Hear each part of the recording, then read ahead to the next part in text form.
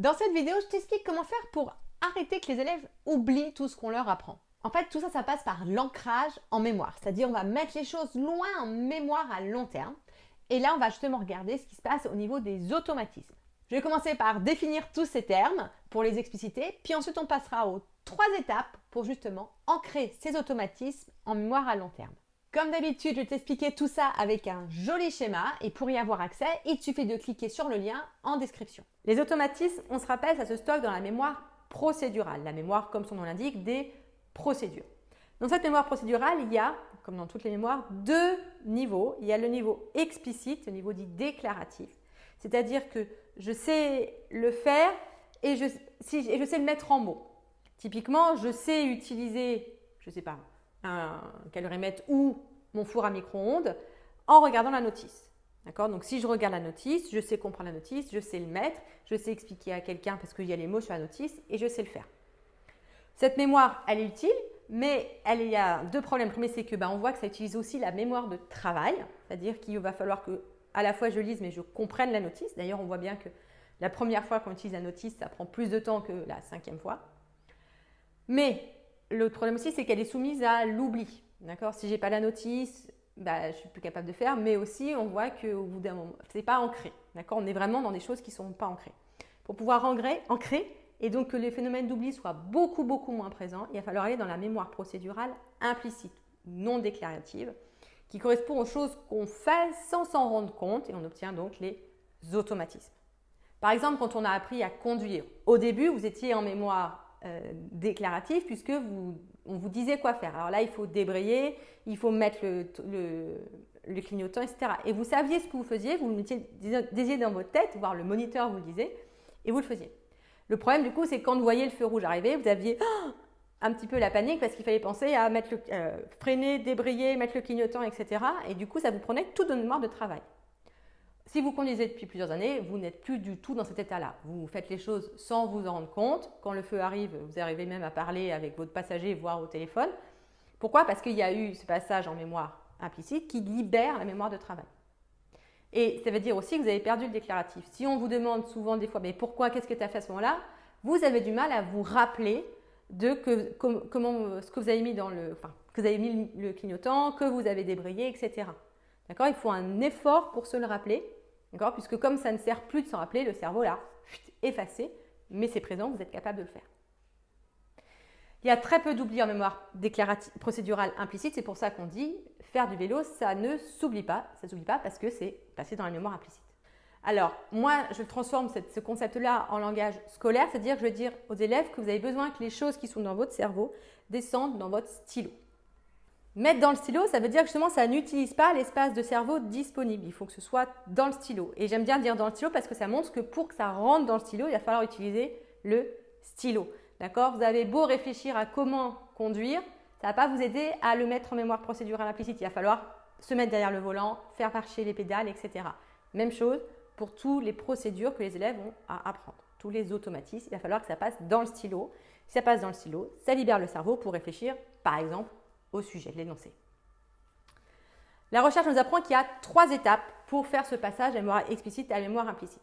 Première étape, c'est le modelage, c'est de faire passer en mémoire déclarative, c'est d'expliquer les étapes qu'il faut faire. Donc, l'enseignant va en fait résoudre un exercice qui correspond à l'automatisme qu'on veut développer en mettant un haut-parleur sur son cerveau.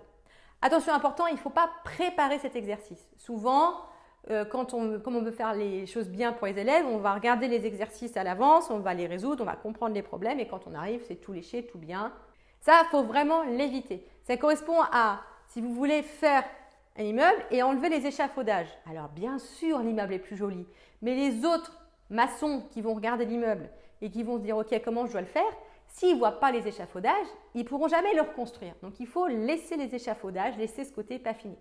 Donc, la meilleure façon, c'est de prendre un exercice qu'on n'a jamais vu et d'expliquer aux élèves « Ok, je le vois, qu'est-ce que j'analyse, comment je fais les choses, etc. etc. » Donc, moi, je le fais de 2 façons. Je fais les deux. Je fais une vidéo où justement, j'explique de façon très détaillée ce que je fais sur chaque étape, comment j'écris mon brouillon, comment j'analyse l'énoncé, comment je fais la rédaction, il y a des erreurs, etc. Et je le fais aussi en classe, voilà, c'est une étape de modelage où je fais un exercice moi-même au tableau. Et c'est important que ce soit le prof qui fait parce que c'est lui l'expert, c'est lui qui peut donner les étapes et pas un autre élève. Deuxième étape, c'est la pratique guidée. La pratique guidée, c'est qu'on fait mais en s'aidant, par exemple du cours, par exemple des étapes de résolution, des choses comme ça, ou d'un camarade. Et c'est ce qui va permettre de comprendre la méthode de résolution. Le problème, c'est que la plupart des élèves s'arrêtent là. Quand ils ont compris comment résoudre un exercice, ben c'est bon, ils ont compris, donc ils peuvent s'arrêter. Et du coup, il leur manque complètement la dernière étape qui est celle qui permet de passer en mémoire à long terme. Ce qui fait que le jour du contrôle, il n'y a plus rien. D'accord, le but, ce n'est pas de comprendre, c'est que ça passe dans le stylo. Donc, on va aller chercher ce qu'on appelle le surapprentissage. On va aller apprendre tellement que ça devient automatique. Pour ça, il y a la troisième étape qui s'appelle donc la pratique délibérée. Cette pratique délibérée, elle se fait grâce à des banques d'exemplaires. Les exemplaires, c'est quoi? C'est des exercices qui font utiliser les élèves l'automatisme qu'on veut développer. Concrètement, si je veux développer l'automatisme, appliquer le théorème de Pythagore, ça va être une liste d'exercices où on demande aux élèves d'appliquer le théorème de Pythagore dans plein de triangles différents.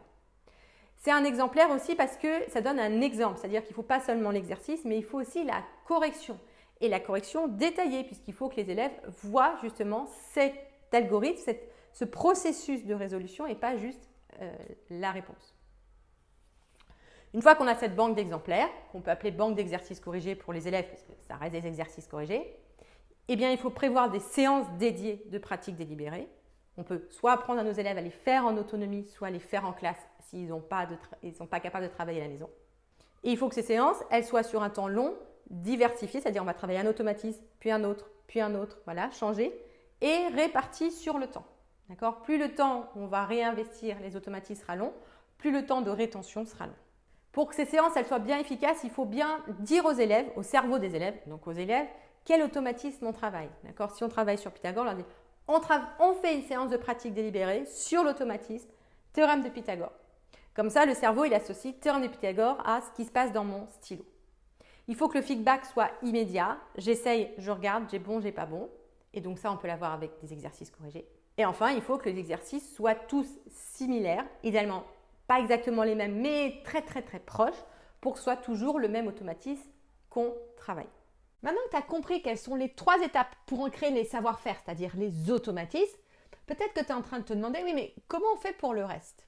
Bonne nouvelle pour toi, je t'explique tout dans cette vidéo où on va aller voir justement les 3 étapes, pas uniquement pour les savoir-faire, mais aussi pour les savoirs et les compétences.